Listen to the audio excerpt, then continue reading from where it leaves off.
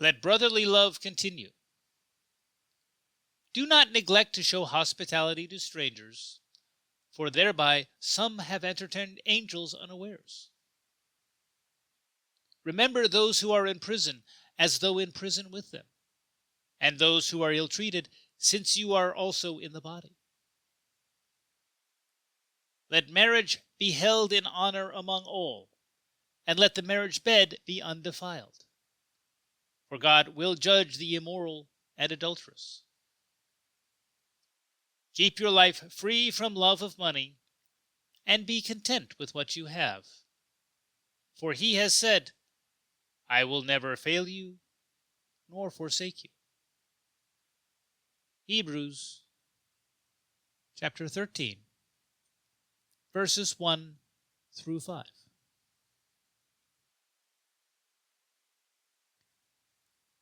Why must we receive the stranger kindly? Why must we welcome him with open arms? We know from Jesus' teachings in the parable of the sheep and the goats in Matthew that welcoming a stranger is a godly thing to do.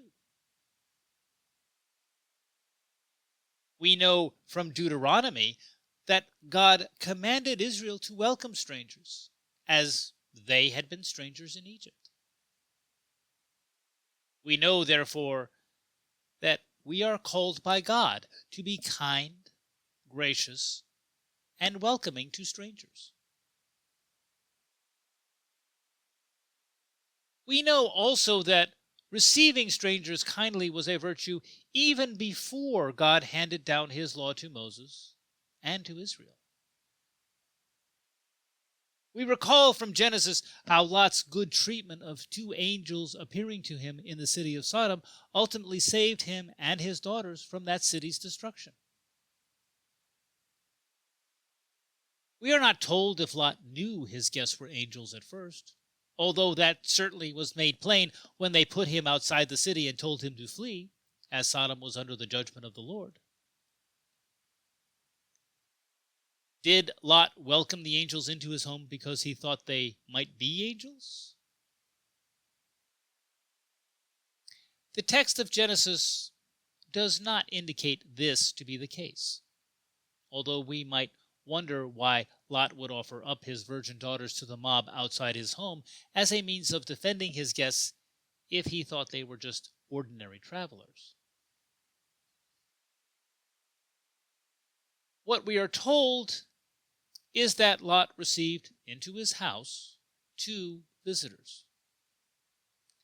What we are told is that Lot made them welcome and sought to protect them from the evil designs of the people of Sodom.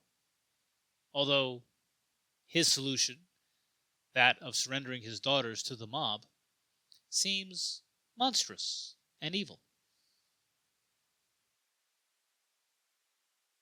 Yet, because they were angels, rather than being protected by Lot from the mob,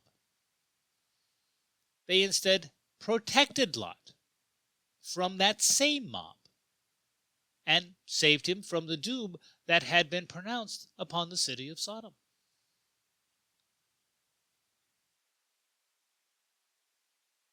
But are we commanded to welcome strangers because they might be angels? Do we greet travelers with open arms in the hope that we will achieve some great reward? That seems unlikely.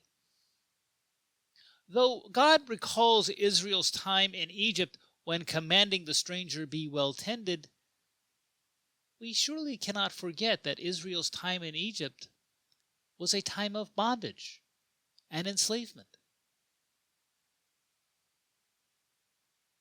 When Israel was a stranger in Egypt, Israel was not well tended.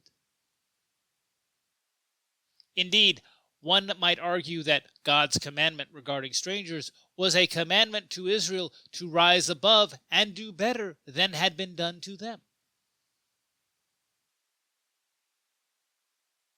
reward, and gain are not a part of the commandment to be welcoming to strangers, nor are they a part of any of God's commandments.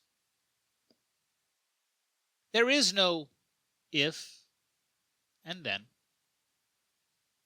There is no but. There is not even and. There is simply the commandment. There is simply the calling. Yet, as we see in Genesis, and as the Apostle Paul reminds us in these opening verses to chapter 13 of his letter to the Hebrews, there are times when the kindness we show the stranger will be repaid many times over. When we do what is right, we create opportunities for good things to happen.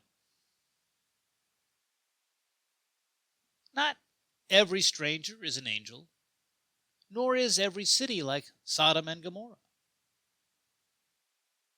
Yet, because Lot received 2 strangers into his house and made them welcome, he put himself in a place where he could receive kindness and mercy from God, even as he was among those who had scorned God and called down upon themselves God's wrath rather than God's mercy.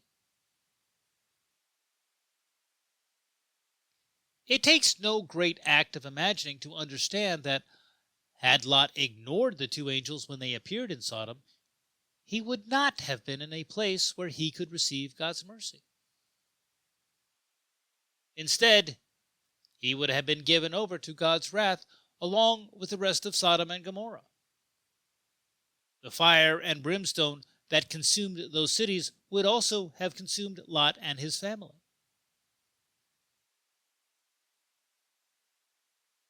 We do not know what might happen when we show kindness to a stranger. We do not know what might happen when we show love and compassion to a neighbor. We do not know what might happen when we take the time to visit those who are sick or who are trapped in one form of prison or another.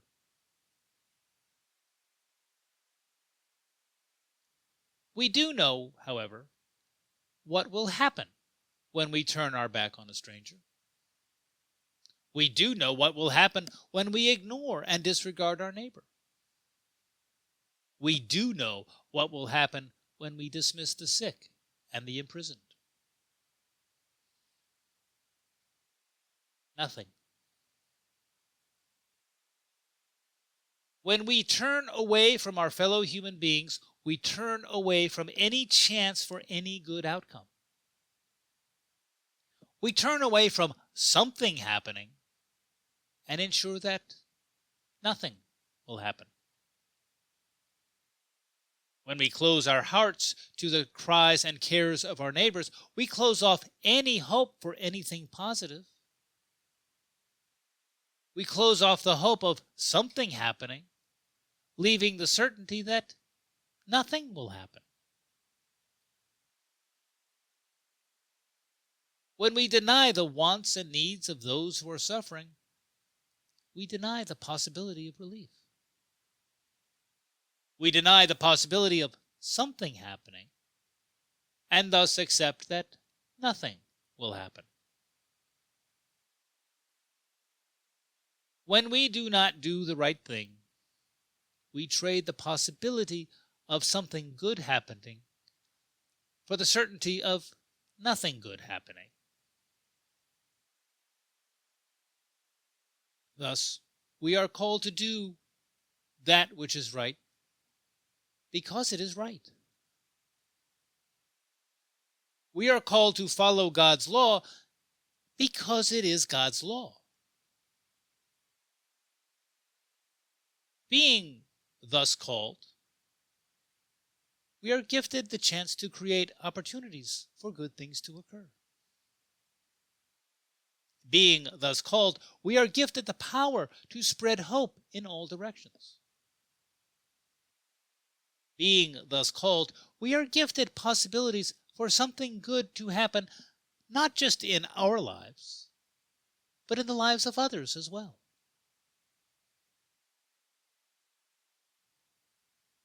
Being thus called, we open ourselves for God to be with us, as He has promised He will always be. So, my prayer on this day and on every day is that I will find it within me to do the right thing because it is the right thing. My prayer on this day and on every day is that I will choose always to follow God's law because it is God's law. My prayer on this day and on every day is that I will open myself for God to be with me as He has promised He will always be. Likewise, I pray that you will always find it within yourself to do the right thing because it is the right thing. I pray that you will always choose to follow God's law because it is God's law. I pray that you will open yourself for God to be with you as He has promised He will always be. We receive the stranger kindly simply because that is the right thing to do. We welcome the stranger with open arms simply because that is the right thing to do.